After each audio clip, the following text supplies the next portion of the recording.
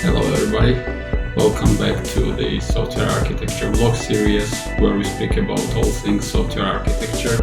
I'm your host Tengiz. I'm a software architect with experience in application, solution and enterprise architecture fields. I'm also a book author, which actually is going to be the topic of today's session. I have it right here. The book title is Effective Software Development for Enterprise.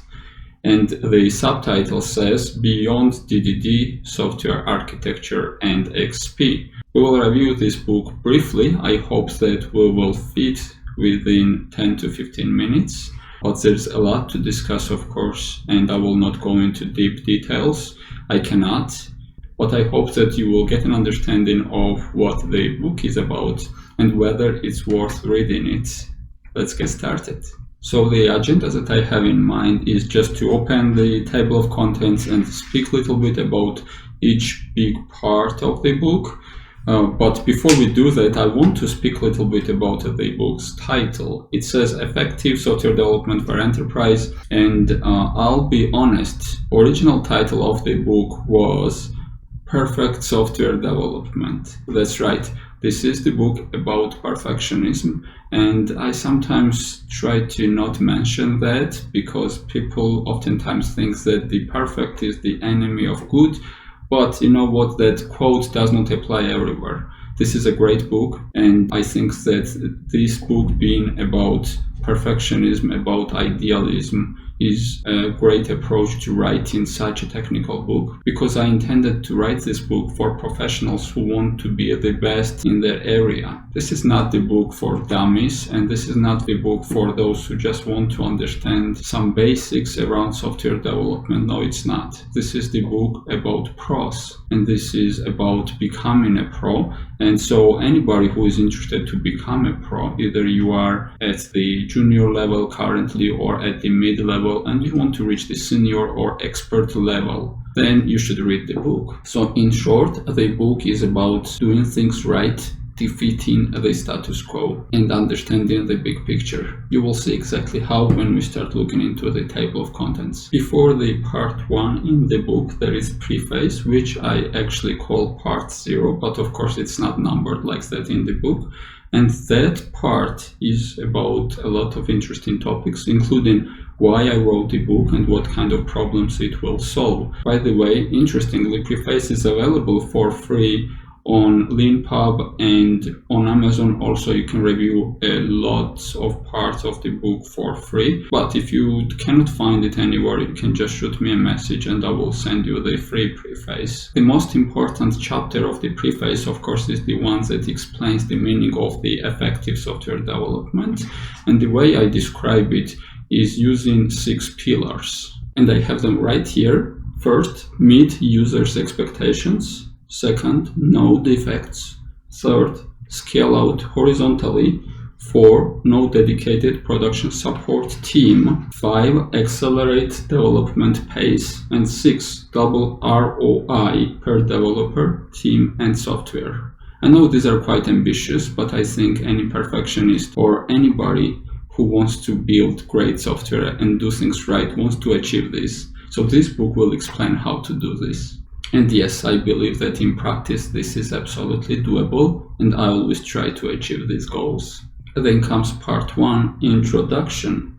History behind inefficient monoliths, why people avoid building effective software, software development perfectionism as a state of mind, and 6 pillars of effective software. This part actually goes into deeper details around the need for the effective software and achieving those objectives which I already mentioned. The most important aspect of this part, I would say, is the one that explains why historically we are building non-effective software systems and what we need to overcome to become a better version of ourselves in software development. Part 2, cross-cutting concerns. This will touch execution, leadership, management, organizational structure, processes, ongoing efforts, teams, culture, and recruitment. In other words, these are the concerns that I could not fit anywhere else in the book, but I still thought that those are very important aspects. I love this part because I think both technical and non-technical readers can still read this part just as the introduction as well. Most interesting chapter is of course number 6, organizational structure, which is actually a simplified version of an enterprise architecture. In a way, if you don't know what enterprise architecture is, how to start practicing it, just read this chapter and you will understand where to start. In short, that chapter will explain how to form organizations, teams, requirements, how to manage all these complex structures, and how to make the sense of it. Part 3, from customer insights to internal requirements. This part will touch such things as understanding customers' needs, organizations' response to customers' needs, requirements, and story writing, planning work, and carrying out work. The most interesting chapters here will be chapter 10 and 11. Chapter 10, understanding customers' needs, is about knowledge exploration exercises such as event storming, or what are the ways to understand what the customer really needs. And then chapter 11. This part will explain what to do with that knowledge that you take from the customer and how it impacts the current and future states, how to move between the two, and what are the changes that you need to apply to your organization, including enterprise and solution architecture details, so that you better fulfill those business requirements. Part 4, design and architecture. This is the largest part in the book. This is a technical part, unlike the previous parts of the book. And here I will explain architectural technical details such as various design patterns, solution architecture patterns, enterprise architecture patterns, and so on. In a way, this part will be very practical for those who want to learn how to connect the dots between the requirements and the solution, application, and enterprise architecture areas. The most interesting chapter in this part, of course, is chapter 17, architecture body of knowledge. There is a lot to learn in this chapter for any software architect. Part 5, implementation and coding, and this part is for software engineers. Those who want to become expert level engineers should read this part. The most important chapters here are 23 and 24, designing code and implementing code.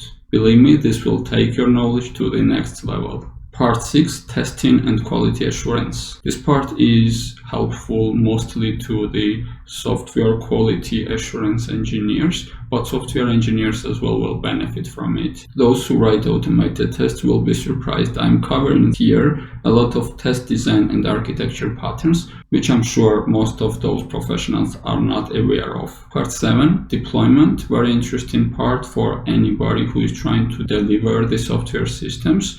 This must be software engineering teams themselves, but sometimes there are separate DevOps teams, and those will benefit from this part. The most important chapters here, I think, are CI/CD explanation, and then chapter 33, building deployment-ready applications. This is for software engineers. And finally, part 8, maintenance and support. You will think this is about support teams, but the book is promoting to not have those production support teams. Instead, this part is for software engineers and telling them various tricks how to build software systems to avoid having dedicated production support teams. So the two chapters here, and both of them are very interesting and important, are maintenance-free mindset and maintenance-aware mindset. After that last part, you will still find several interesting pages. One of them is references, where you will find links to the additional reading material for additional education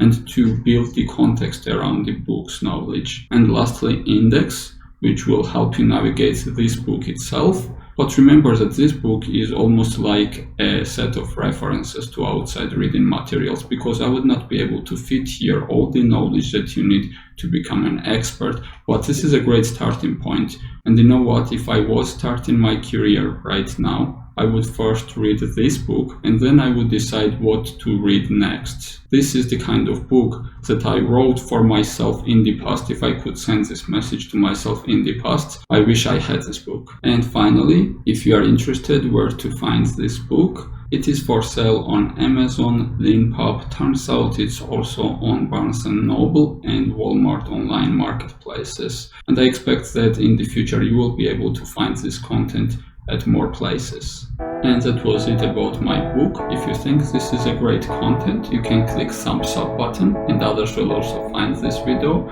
Also subscribe to see notifications about my future content. Also have a look at my past video content which cover various software architecture related topics. And if you're interested to learn about software engineering, software architecture and several other related topics, you can check out my blog, link to which I will put in the description. That was it for today.